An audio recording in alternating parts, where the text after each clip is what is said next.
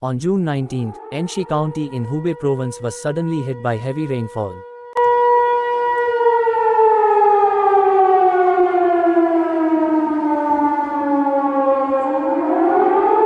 The water levels in swimming areas and urban districts rose to 454 meters, exceeding the warning level by 6.5 meters.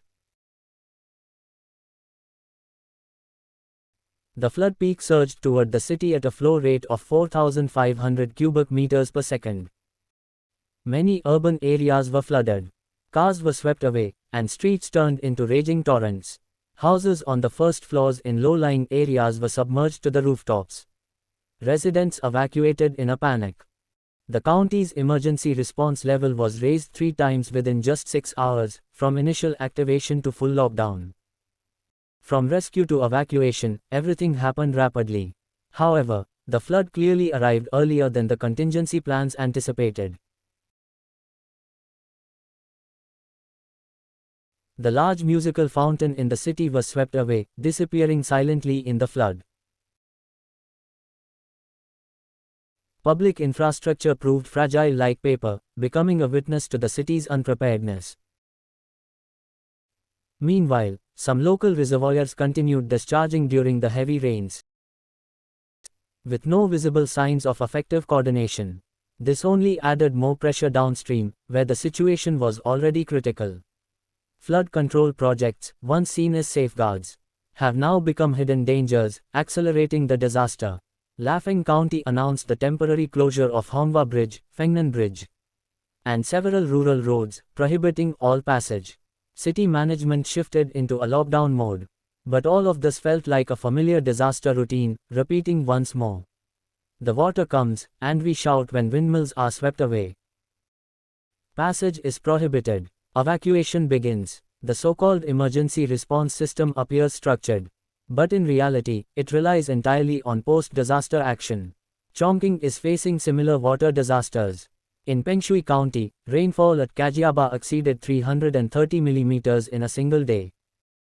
Many roads were cut off, and vehicles were swept away. Floodwaters surged through the streets of Gokao village.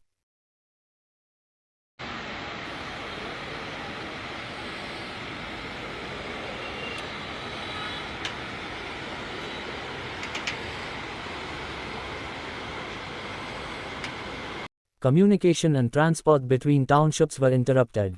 Across the city, 28 small and medium-sized rivers rose simultaneously. 25 districts experienced heavy rainfall. Reservoirs reached emergency levels, and villages were submerged. Floodwaters flowed from the mountains into the streets, breaking through the city's weak defense lines. Emergency teams were stretched thin, fighting to hold the final line against both nature and systemic failure. When a society becomes increasingly skilled at responding to natural disasters,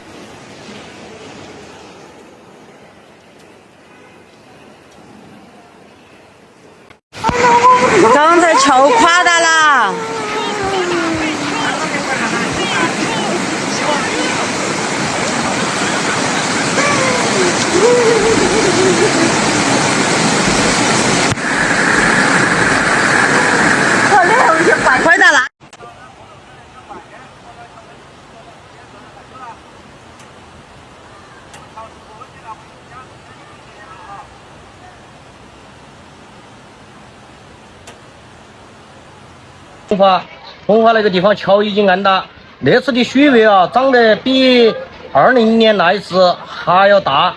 你看那个水已经安到那个位置的，你看，给大家看一下啊，好多房子都已经安了，就是讲从内洪到陆水到漫水到毛洞。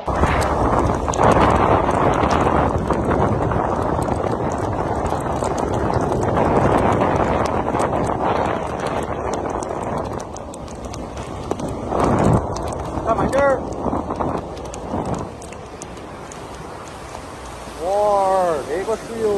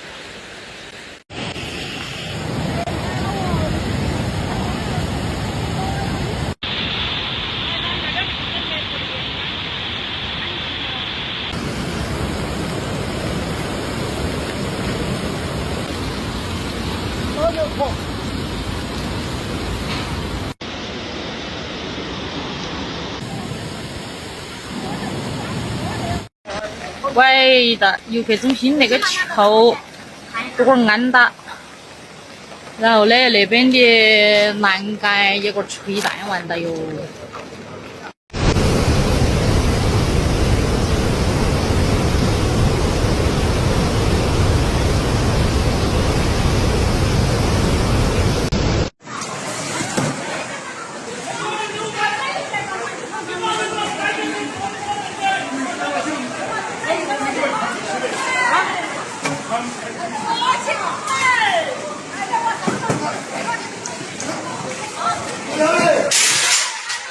It's not a sign of progress. It's a sign that disasters were never truly prevented, only repeated. The same water levels, the same flood risks, the same temporary responses. These have become an annual template.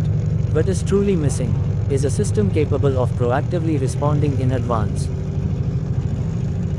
沉默嘛，他们。乘那个鸡，你看那个鸡，看到的。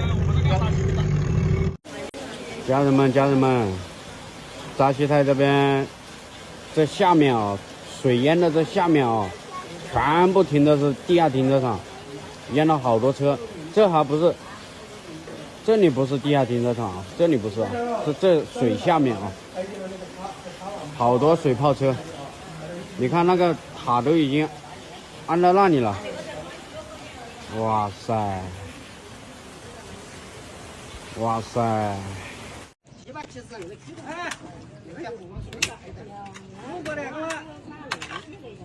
他婆婆去玩。嗯。